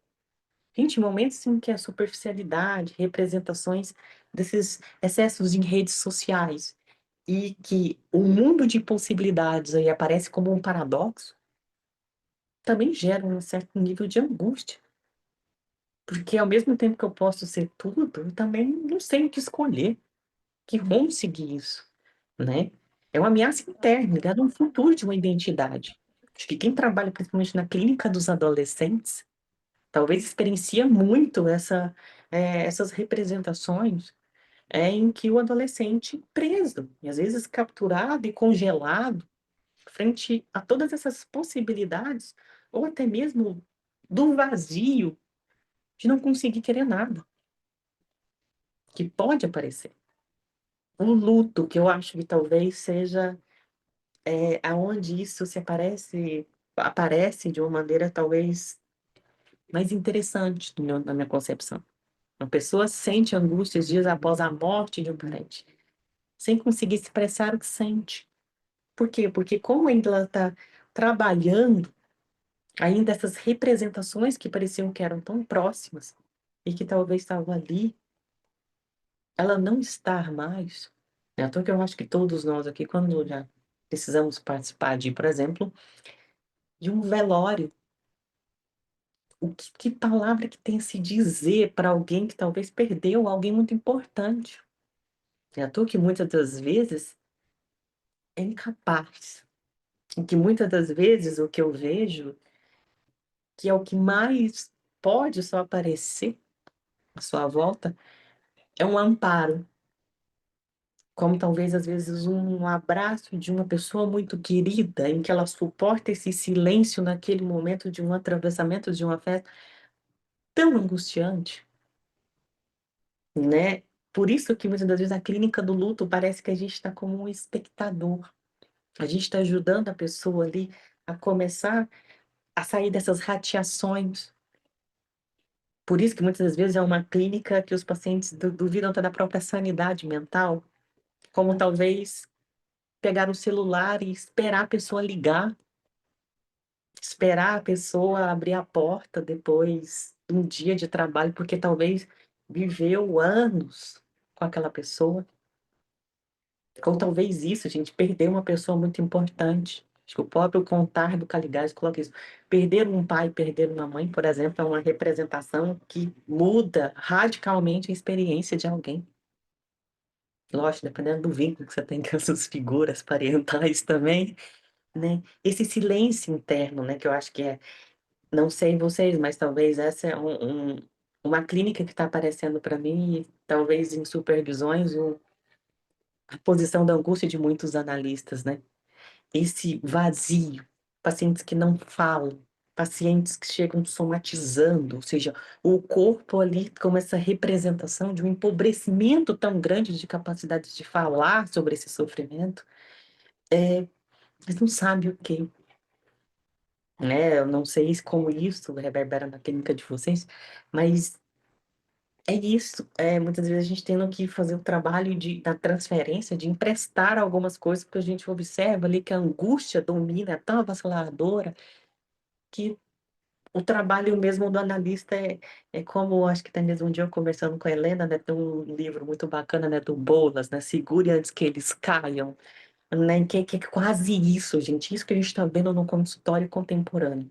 A angústia pura e maciça e crua, e como talvez trabalhar com esses sintomas que são tão graves, né, gente? E seria isso que eu teria a dizer para não me estender muito e não atrapalhar outras pessoas. Deixa eu interromper aqui o compartilhamento.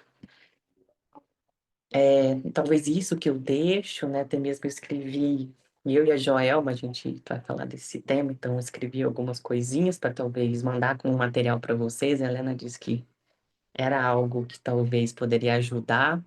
Talvez eu gostaria até de feedbacks também, se talvez está faltando alguma coisa, se há algo a mais a gente poderia propor ali. Mas é bem isso, um exercício mais livre, tá, gente? Nada de tarefinha de casa, muito mais como um exercício reflexivo, né, que a gente estava propondo aqui. Obrigada, Rafa. Não só eu pensei, mas o pessoal todo elogiando a suavidade com que você está trazendo um tema que é tão complexo e árido, né? E também acho que logo em julho você volta para falar sobre pulsões e narcisismo. Então, acho que ainda tem aí um desdobramento da angústia. E agora eu vou voltar a palavra para a Joelma, né, Jo? Que você vai falar sobre angústia. Eu tenho uma proposta, Jo, com Eu apertar também, Helena. Eu Passa, passa. queria, assim, no máximo 3 minutinhos, deixa aquele slide lá, porque eu queria abrir para ouvir os colegas, para que eles pudessem se colocar ou perguntar, e outros colegas. Enfim, se você aceitar aqui, tudo bem. Claro, o que eu só ia dizer para você, se você gostaria de apresentar os primeiros slides que falam sobre o FLIS, que essa é uma coisa nova que muita gente acho que não sabe. Eu posso fazer assim esse pedacinho, porque é da primeira tópica, e aí, como o Rafael já trouxe bem bacana essa segunda, a gente pode fazer isso sim. Eu só quero voltar um pouquinho no resumo rapidinho que eu fiz na introdução, e a gente está aqui, mas está conversando também, a Marcelene deu um toque, né? E ela falou: você falou rápido do recalque, da defesa, e ficou como se fossem sinônimos, né? E aí eu, opa, não escutei isso, mas que bom que você está aí, você escutou, então deixa eu só colocar aqui para os colegas, né? Que a gente vai colocar aqui que a defesa, né, gente, ela é uma estratégia do ego, do eu, para se defender das experiências traumáticas. Já o recalque, ele tem a ver com o eu lidando com esses sentimentos considerados ameaçadores aí, como a angústia, por exemplo, né? Porque é importante a gente já até deixar claro, né, que na primeira tópica, o Freud vai achar que a angústia, ela é causada pela repressão, e na segunda é a angústia que causa essa repressão, né? Vai fazer esse movimento, né? Então, só para colocar isso. O que a Helena... Eu Pode falar. vou projetar aqui o primeiro Tá. slide, Jo. Tá. Deixa eu só, enquanto ela está ajeitando, já vou falar aqui. O que eu coloquei? Gente, na primeira tópica, lá nas cartas do Freud para o FLIS, ou extratos dos documentos dirigidos a FLIS, vai ter 3 rascunhos em que ele vai estar falando do início do estudo dele sobre esse termo aí, que é a angústia. E aí, o que eu fiz? Eu fiz literalmente recortes, é por isso que está até a página aí, né, citação direta mesmo do texto, que aí depois a gente junta com o que o Rafael falou e vai dar uma discussão, eu penso que bem bacana. Então, na carta de 1892, o Freud apresenta primeiro como um problema. Ele descreve lá vários problemas e ele diz: será a angústia das neuroses de angústia derivadas da inibição da função sexual ou da angústia ligada à etiologia dessas neuroses? E aí ele apresenta umas teses, né? Depressão periódica é uma forma de neurose de angústia, e fora desta manifesta-se fobias e ataques de angústia. A neurose de angústia é, em parte, uma consequência da inibição da função sexual. Então, a gente está aí vendo um Freud bem pensando o termo, né? Pode passar, Helena. No rascunho B, de 1893, veja, um ano depois, a gente sabe que as cartas do Freud com Fliess, essa comunicação é intensa, né? E ele fala, neurose de angústia.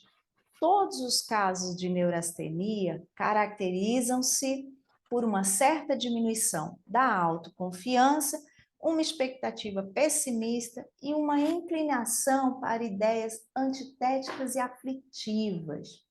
Depois ele coloca, olha, a neurose de angústia surge sobre 2 formas, um estado crônico e um ataque de angústia. Ui, opa, ai, peraí, Helena, fechei aqui sem querer. E pode combinar-se facilmente. Um ataque de angústia nunca ocorre sem sintomas crônicos. Então, ele está aí vendo, né?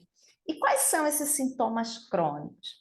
A angústia relacionada ao corpo, hipocondria, angústia em relação ao funcionamento do corpo, agorafobia, claustrofobia, vertigem de lugares altos, angústia relacionada com as decisões e a memória, que fantasias de alguém a respeito do seu próprio funcionamento psíquico, ruminações obsessivas. Então, veja que ele está aí no estudo dele, né? Ao mesmo tempo desse período aí, está ali já sobre pulsões, então ele está percebendo que isso aí causa. No rascunho E, em 1894, ele vai dizer, olha, logo ficou claro para mim que a angústia dos meus pacientes neuróticos tinha muito a ver com a sexualidade. E me chamou especialmente a atenção a certeza do coitus ininterruptus, praticado numa mulher, conduz à neurose de angústia. E ele diz para o Fliss, comecei a seguir diversas pistas falsas. Achei que a angústia de que sofrem os pacientes deviam ser considerada um prolongamento da angústia experimentada durante o ato sexual, ou seja, na realidade, um sintoma estéreo. Conexões entre a neurose de angústia e a histeria. E ele continua, Helena. Duas coisas poderiam originar esse sentimento de angústia do coitus ininterruptus. E ele vai dizer, na mulher, o receio de ficar grávida, no homem, a preocupação do seu artifício preventivo, né, de poder falhar.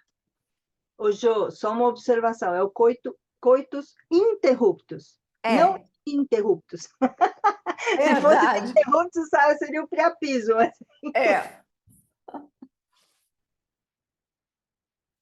Ele vai dizer, olha, a partir de uma série de casos, eu me convenci de que a neurose de angústia também surgia em situações que, para as duas pessoas envolvidas, a eventualidade de virem a ter um filho não representava uma questão de maior importância.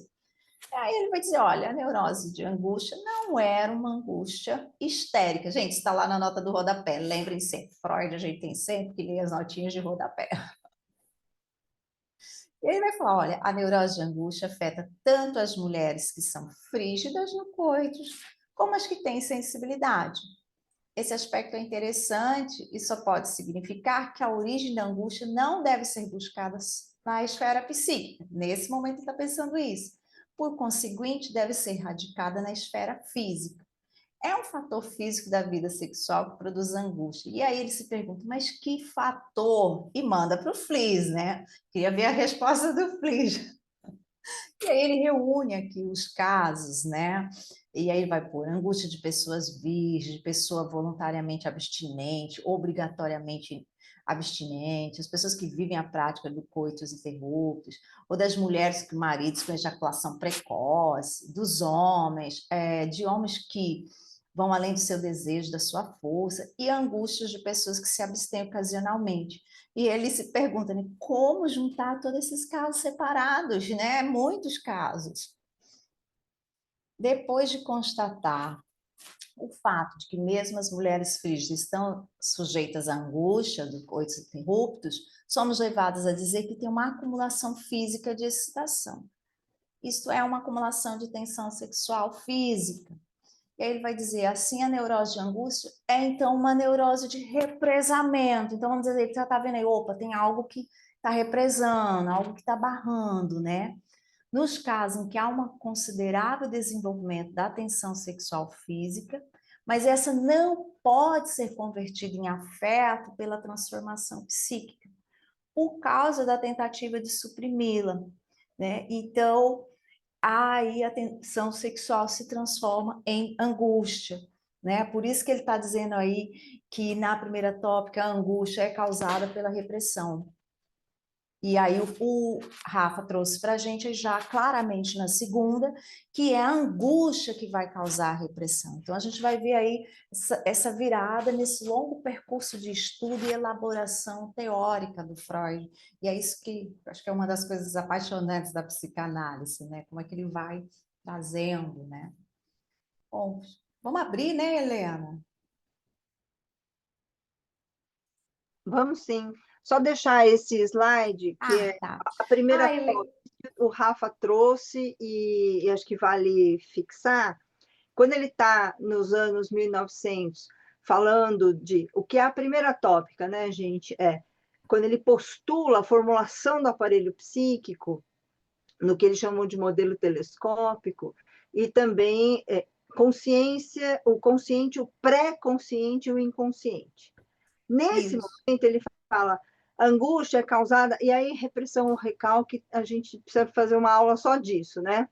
E na segunda tópica, lá nos anos 20, em que ele traz a divisão do aparelho psíquico em ego, superego e id, ou eu, supereu e isso, ele já inverteu. Então, é a segunda teoria da angústia, e que ele fala, a angústia causa o recalque ou a repressão. Isso. Então, pensar nessas duas teorias da angústia, e o Freud fez bastante isso, gente. Ele incrementou a teoria dos sonhos, ele incrementou a teoria das pulsões, que a gente vai ver em julho. Então, você quer completar, Jô? Que é só uma coisinha de referência, na verdade, não precisa ir no slide. Nas conferências introdutórias, além dessas cartas do Fliess, ainda na primeira tópica, nas conferências introdutórias de 1916 a 17, na Companhia das Letras, está no volume 13, tem um textinho apenas angústia.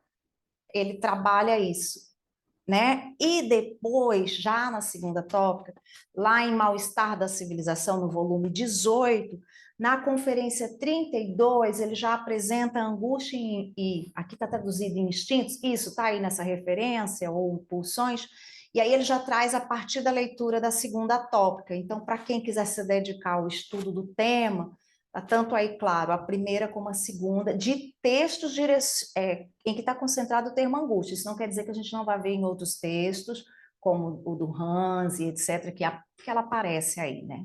É só isso. Obrigada. Obrigada eu, Jô. E então, acho que a gente pode abrir a palavra para quem tiver perguntas, dúvidas, comentários. A gente tem aí 15 minutos para escutar. De cara, já quero agradecer a Joelma, Luciana, Rafa, Timóteo. Eu sei que vocês ralaram bastante para preparar essa transmissão, né? Então, vamos lá, gente. Eu vou fechar o meu microfone para que vocês abram os de vocês.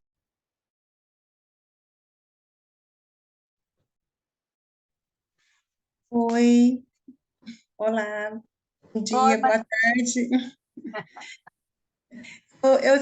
Eu quero fazer um comentário que eu lembrei da aula, não sei se a Jo lembra da Graciela, uma professora querida a gente até falou sobre ela, quando ela foi falar sobre angústia, tem uma música, né, do Chico Buarque, que é aquela, o que será, o que não tem vergonha nem nunca terá. Acho que é uma boa metáfora para dizer desse sentimento que é a angústia, que não pode ser nomeada, né, nem localizada, nem de alguma forma pode ser dito, mas ainda assim não é difícil a representação. E quanto mais difícil a representação, mais difícil, né, acalmar o sintoma. Na verdade é que faz parte da vida, né? Faz parte da vida, faz parte da análise, por isso é tão importante o vínculo transferencial. Então, eu achei muito interessante fazer esses dois títulos juntos, porque é o vínculo transferencial vai conseguir fazer, de alguma forma, atravessar as crises de angústias, né? obrigada, Marcelene. E o nosso querido e saudoso Geraldino dizia que essa canção era a música tema da psicanálise. Ah, olha só! Que bacana, não sabia disso. Então, estamos aí, né? Em conexão, de alguma maneira. E é isso, né? Depois Legal. vem o Lacan, no seminário 10, que é só inteirinho dedicado à angústia, e ele traz: a angústia é um afeto que não engana. A gente pode não conseguir falar rapidamente sobre a angústia e tal, mas a gente sabe que está sentindo. Então, está angustiado. E eu tinha um paciente que falava assim: ah, Helena, eu estou com aquele nhói-nhói de novo. E era um nhói-nhói que não saía dessa representação. E o que era esse nhói-nhói? Então, acho que esse manejo, né, transferencial da angústia. E olha, gente, durante a análise, ninguém está isento de ter uma crise de angústia. E essas crises que o Freud elencou, descreveu e tudo mais, nos anos 1990 foram traduzidas como síndrome do pânico, né? Então, o Mário Eduardo Costa Pereira, ele foi um dos primeiros a escrever sobre isso, teorizar, e tem o livro dele, Pânico e Desamparo, que agora saiu uma edição nova, e que trata disso. Ana e Leandro. Bom, primeiro agradecer, né, a transmissão aí do pessoal, muito bom. Estava conversando aqui com a Ana, porque me parece que realmente a angústia é um ponto central, né, da análise.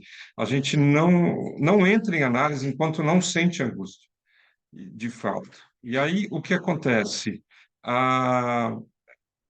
O terapeuta, né, o analista tem que tomar muito cuidado, porque ele vai ter que dar suporte a essa angústia do outro, né, sem querer curar o outro, sem querer que o outro termine a sua angústia. Quer dizer, ele tem que ajudar na travessia pela angústia, né? É preciso mergulhar na angústia, e isso é muito difícil de fazer, né? Então, o paciente, claro, tem dificuldade, né? O analisante não quer fazer isso, ele não quer olhar para isso, né?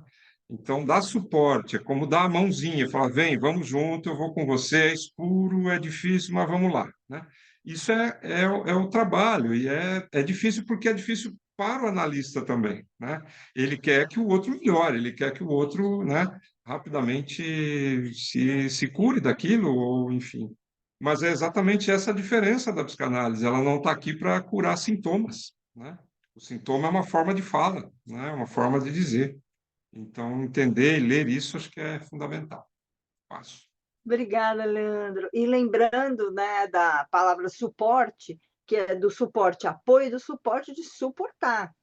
Então, sustentar essa posição de analista nesse cenário, daí eu acho genial a invenção do tripé freudiano. Você suporta esse lugar não por obra e graça da sua beleza e excelência, porque você fez e faz análise, porque você discute em supervisão, porque você estuda teoricamente. Então, é um processo ininterrupto de trabalho psíquico. E alguém comentou, né? O trabalho psíquico do luto, e a gente vai ter uma aula específica sobre luto e melancolia, é um dos mais difíceis que a gente tem na existência. Então, é um trabalho ininterrupto, porque cada luto desperta e traz os lutos anteriores, tem uma série de dificuldades, eu diria. E muitas vezes coincide do próprio analista estar em luto, está em processo, né? Está em trabalho. Essa máquina incessante de representações de pensamentos, a gente precisa cuidar, né? Atender é cuidar. No chat tem uma dúvida. Alexandre, você não quer falar diretamente? O Alexandre está aí. Alexandre Caieiras foi aluno da Joelma em 2019. Pode falar, Alexandre. Mais legal ouvir a voz do que eu ficar falando. Opa, legal, valeu. Obrigadão pelas explicações. Deu para ficar um pouco claro para mim, eu não sou da área de psicanálise, né? Eu sou mais um curioso da área. Não tenho nem informação, eu sou só curioso mesmo. Mas deu para entender essa relação da angústia e do medo dentro dessa estrutura, né? Do ego, o id e o superego. Aí eu queria saber, no processo de análise, né, para tentativa de resolução, né, desses problemas relacionados ao medo e angústia, qual é o ponto de partida? Qual dessas três estruturas seria um ponto de partida? Ou as três estão relacionadas mutuamente?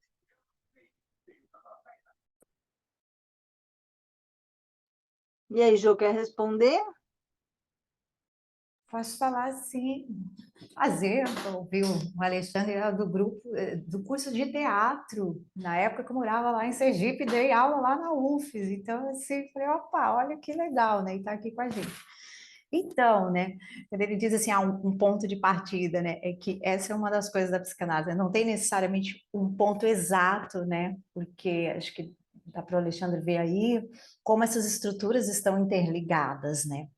Agora, o que a gente vai fazer lá na análise quando esse sujeito chega, essa pessoa chega, né, é escutá-la e estar nessa posição de dar conta de escutá-lo, inclusive a angústia dele, porque pode chegar num momento que está com muitas angústias, vamos pegar esse exemplo aí do luto, mas não só do luto, desse sentir esse, como você disse aí do seu paciente, que sentia algo ali, que dava um nome, né? Ó, tô com algo aqui no peito, não sei o que é, e conforme ele vai falando nas suas sessões, o analista e o analisando vai trabalhando junto, inclusive pela associação livre, para conseguir ir nomeando, Alexandre, e aí ele vai conseguindo dar conta e perceber o que é, de onde é que é essa angústia, o que está ali originando essa angústia, até conseguir elaborar e sair desse lugar. Mas não é nenhuma, 2 sessões pontuais. Às vezes você tem um período que está ali, essa angústia vem mais forte, horas menos, parece até que passou, mas não passou, e ela retorna. Então, esse é o processo da análise, né? E aí o analista dá conta de fazer isso, porque ele também já passou por isso quando esteve na posição de analisando, que era o que a Helena estava agora colocando para a gente. E aí a gente vai estudando, então nesse tripé a gente vai dando conta, como analista, de acolher, de fazer essa escuta, de pontuar, e ajudar essa pessoa a ir se auto-percebendo e até conseguir elaborar isso. Essa angústia ela vai perdendo a sua força, de certa forma, né? Até elaborar. Não quer dizer que não venha outra angústia, porque a vida é isso, né? Lidar com essas angústias que vão aparecendo, né? Se o Rafael quiser. E o que vai permitindo uma coisa, o Rafa mencionou o Christopher Bolas, que eu tô de crush, é meu crush atual da psicanálise, é o Christopher Bolas. E ele fala que a análise tem um objetivo muito importante de transformação. Não transformação de morena em loira, né? Mas dessa transformação dos recursos defensivos, que sejam menos capazes de emparedar a pessoa, porque às vezes a defesa deixa emparedada, e a gente não bate na defesa, jamais. A gente entende, acolhe e suporta, sustenta as defesas nossas e dos pacientes. Então, alguém mais gostaria de comentar isso? É tão rico. Helena, acho que é por isso, inclusive, deixar claro que a gente não trabalha com a sugestão, né? Porque se não sugere, ego. você bate, né? E não, você dá um tempo, mas isso, e pontua, e aquilo, aí a pessoa né, vai abaixando essa defesa até ele conseguir olhar para isso, né? Mas eu vi outros colegas. Excelente. E essa condição de processo, né? A análise, e acho que o Leandro trouxe isso, o diferencial da psicanálise para todas as outras formas de tratamento e cura, né? Aqui a gente vai de inconsciente para inconsciente. A Laís levantou a mãozinha. Laís. Eu queria fazer uma pergunta para ver se eu entendi bem a diferença de inibição e sintoma.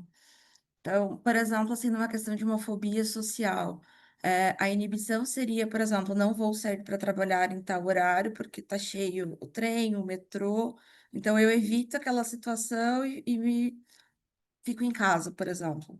O sintoma já seria a forma como eu reajo a esse medo, a essa angústia de encontrar com outras pessoas, que, por exemplo, seria o sintoma de ansiedade, taquicardia, dor no peito. Fiquei um pouco na dúvida, assim, de como que eu identifico um sintoma de uma inibição. Eu queria passar essa bola para o Rafa, até para juntar com uma outra pergunta, que é se poderia falar um pouco mais sobre esse emprestar recursos ao paciente angustiado. Acho que coaduna. Acho que a gente poderia diferenciar, acho que um sintoma de uma inibição, acho que talvez eu possa ir pela minha clínica com crianças, que eu acho que o sintoma de inibição é muito comum na clínica infantil. Por exemplo, quem me conhece um pouquinho sabe que eu fui analista de crianças dentro do espectro por mais de uma década. Eu acho que isso me ensinou muito sobre angústia e talvez nossa próxima aula que é a pulsão. Muitas das vezes, algumas crianças, por exemplo, chegavam no meu consultório com diagnósticos, por exemplo, de deficiência intelectual, mas às vezes não tinha a ver com ela, mas sim um quadro inibitório dessas habilidades cognitivas, que isso pode aparecer, por exemplo, numa análise com crianças, com adultos também. Algumas estruturas de subjetivação, essa inibição, ela aparece tanto que empobrece a vida da pessoa. Um sintoma, muitas das vezes, por exemplo, a gente poderia pensar, vamos pensar aqui num quadro mais histérico, por exemplo. em que talvez isso se revela muito mais frente a uma questão, por exemplo, edípica. Então, a gente tem que pensar, por exemplo, numa resposta frente a isso. E a inibição, às vezes, ela vai ter essa carta de empobrecimento muito forte. Por exemplo, igual você trouxe do trem. Mas, às vezes, a inibição é aquela coisa assim, um dia eu fui assaltado no trem, então eu já nem saio de casa, eu vou trabalhar em casa, eu não vou sair de casa, eu vou criando, ou seja, tentando controlar ali e ficando presa, enclausurada, igual a Helena trouxe essa coisa da parede, né? Que às vezes a inibição ela tem essa coisa, ela cria ali uma parede. Então, ou seja, se eu fui assaltado quando eu saí de casa, eu não saio de casa, né? Então, vai criando restrições muitas das vezes em que os recursos que a pessoa vai tendo vai ficar muito baixos. E quando essa questão de emprestar, acho que eu e a Helena é isso, né? A gente tem uma coisa meio super gêmeos ativar, a gente começa a ler os mesmos teóricos, quando a gente vê, um está falando o mesmo livro que o outro está lendo. E o Bolas, assim, acho que ele foi muito influenciado por Winnicott. E o Winnicott falava que às vezes a gente tem que ter essa capacidade, e isso também vai aparecer em Ferenczi, de, com a transferência, ele volta no tema da transferência, quando ela está indo bem, a gente consegue talvez ter isso que ele ia chamar de empatia. Então a gente vai começando a olhar e entender aquele caso, a gente conseguindo antecipar algumas coisas. Então a gente empresta, mas não no sentido talvez de pegar algo do analista, mas algo que talvez a gente consiga já ver sobre aquele paciente e nomear. Vou dar um exemplo talvez mais clássico, que é o que uma mãe, por exemplo, faz com um bebê.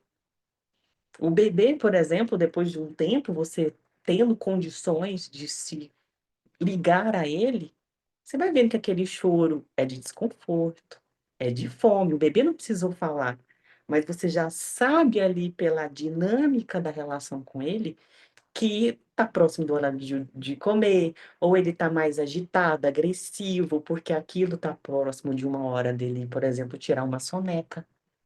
E nós, analistas, né, eu até brinco, independente de quem atende criança ou não, a gente trabalha com infantil. Talvez não com a infância, mas o infantil está ali o tempo inteiro.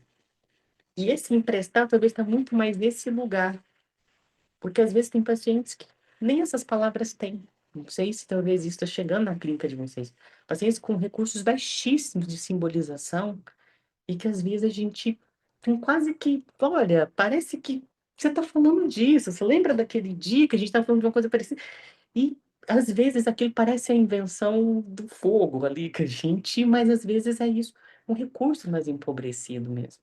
Principalmente os nossos, eu que hoje estou numa clínica muito, por exemplo, que trabalha, por exemplo, com burnout e essas coisas, são pacientes que chegam, por exemplo, muito fragilizados que tem dificuldade de ver essas violências que estão acontecendo ali, e como a gente conseguir talvez legitimar, que eu acho isso no Ferenczi muito bacana, a gente ter essa capacidade, quando esse desmentido aparece, a gente ter essa capacidade, não, parece que isso aqui realmente foi uma coisa complexa que acontece na sua vida. E isso é importantíssimo para o engatilhamento, por exemplo, de uma análise, né, que eu acho que ele chama isso muito de clínica, por exemplo, do desmentido, né, que talvez aí entre um pouco mais disso, desse emprestar. E tem uma parte que é concreta e que o Bolas trabalha, que é assim, você vê que seu paciente está colapsado ou colapsando. Em geral, as pessoas chegam num pré-colapso ou já, eu gosto dessa palavra, né, colapsado. E ele, por exemplo, ele aumenta o número de sessões sem mudar o preço, ele viaja e passa a tarde inteira com o paciente. Tem outros manejos de setting e enquadre que, a meu ver, inovam, né? E trazem outras perspectivas de cuidado ali. A gente está chegando no final. Eu coloquei ali no chat um livro chamado A Inibição Intelectual na Psicanálise, da Ana Santiago. E ali, Laís, ela trabalha essa ideia de inibição como um sintoma. Então, não é tão didático. É meio sistema nervoso, assim, você tem neurônio, você tem cérebro, né? Então, a Joelma está trazendo, inibição é uma restrição, o sintoma é uma formação de compromisso para não lidar com um conflito, e que às vezes podem estar interligados, né? A gente não não trabalha, e muitas vezes também confundido com timidez. Ah, a pessoa é tímida, ela é retraída e não sei o quê, e vai ver, é um pouco mais complicado. Gente, quero agradecer a todos aqui. A gente hoje ficou numa média de 75 pessoas, agora que caiu para 60. Agradecer aos oradores que prepararam essa transmissão com tanto carinho, aos amigos que ajudam sempre na transmissão, no Palpitator, e que é uma construção coletiva maravilhosa. Muito obrigada e até 12 de julho, quando teremos pulsões e narcisismo, dois temas bem bacanas, e bom recesso aí para vocês, para quem fizer recesso. Obrigada, queridos. Bom São João. Obrigado. Tchau, Obrigado. tchau. Tchau. Obrigado. Boa tarde, boa noite. Tchau, Boa tchau. tarde, boa noite. Tchau, obrigado.